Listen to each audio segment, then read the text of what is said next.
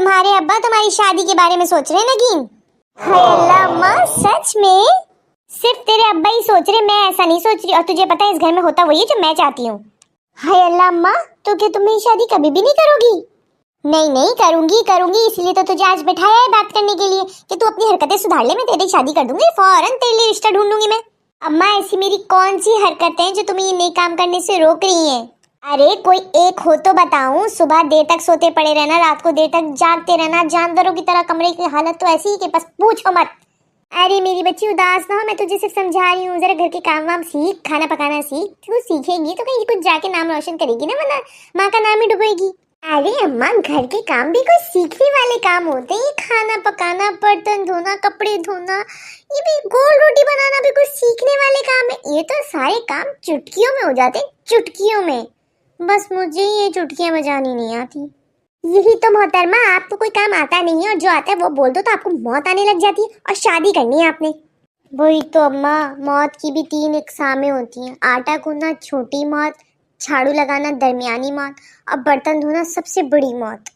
दुनिया चांद पर पहुंच गई और टेक्नोलॉजी आसमानों को छू रही है, लेकिन अभी तक ऐसा कोई मैसेज इजाद नहीं हुआ अम्मा जिसको फॉरवर्ड करने से ना घर के सारे काम खुद ब खुद हो जाए। तेरी जबान है या कोई खैंची? तेरी इन्हीं हरकतों की वजह से ना मुझे डर लगता है।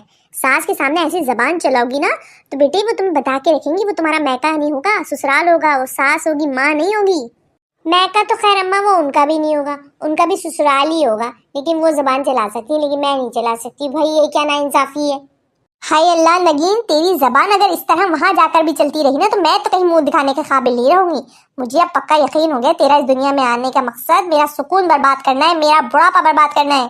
हाय अल्लाह अम्मा, ऐसा मत कहा करो। ऐसी प्राउड वाली फीलिंग आती है ना कि जिस मकसद के लिए मुझे भेजा गया था मैं वही मकसद पूरा कर रही हूँ। ऐसी फीलिंग आती है ना, आप नहीं समझोगे।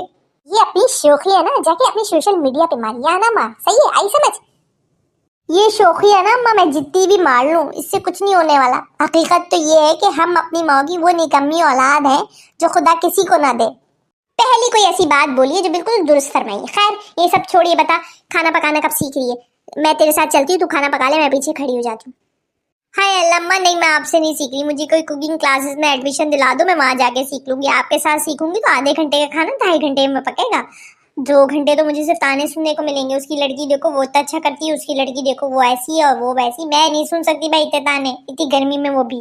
नहीं बीबी, मेरे पास इतना फजूल का पैसा नहीं है कि मैं आपकी कुकिंग क्लास में जाया करूं, ठीक है? मुझसे नहीं सीखना, ना सीखे। अपनी बड़ी बहन आएगी ना, उससे सीख लीजिएगा, वो भी माँ की जगह होती बड़ी बहन। नहीं अम्मा, मैं ना यूट्यूब पे देख के सीख लूंगी। मैं उस बड़ी बहन से भी नहीं सीखूंगी। लोगों की बड़ी बहन के अंदर माँ होती, मेरी वाली के अंदर तो सास है, सास। चलो मान लिया खाना पकाना तुमने यूट्यूब से सीख लिया, लेकिन ये उमूरे खानादारी कहाँ से सीखोगी? ये घर के काम एक औरत जिंदगी भर करती है लेकिन लोगों को पता नहीं चलता। लेकिन जब एक दिन नहीं करती ना बेटे तो लोगों को लग पता जाता है। ससुराल में तो कोई मदद करने वाला भी नहीं होता बेटे, और अगर नौकरानी नहीं हुई तो सोचो तो कैसे काम करोगी वहां जाकर? तो अभी से सीख लो।